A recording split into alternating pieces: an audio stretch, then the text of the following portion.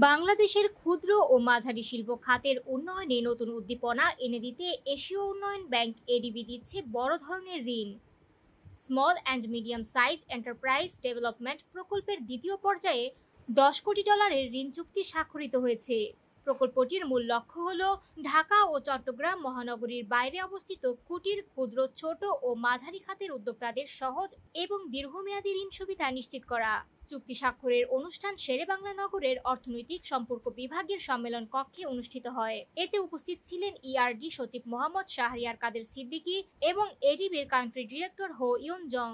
ADB থেকে প্রকাশিত সংবাদ বিজ্ঞপ্তিতে জানানো হয়েছে, এই প্রকল্পের মাধ্যমে 2030 সালের মধ্যে অন্তত 15,000 নতুন কর্মসংস্থান সৃষ্টি হবে। প্রকল্পটি শুধু অর্থনৈতিক প্রবৃদ্ধি ত্বরান্বিত করবে না, বরং ব্যাংকিং সেবার বাইরে থাকা উদ্যোক্তাদের আর্থিক অন্তর্ভুক্তিতেও সহায়তা করবে।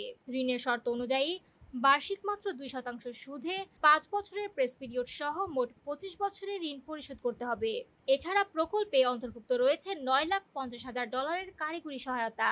এর মাধ্যমে বাংলাদেশ ব্যাংক ও অংশগ্রহণকারী আর্থিক প্রতিষ্ঠানের প্রাতিষ্ঠানিক সক্ষমতা বৃদ্ধি, উদ্যোক্তাদের প্রশিক্ষণ ও দক্ষতা উন্নয়ন, সবুজ অর্থায়ন এবং ভ্যালু চেইন ভিত্তিক ফাইন্যান্সিং পরিকল্পনা তৈরি করা হবে।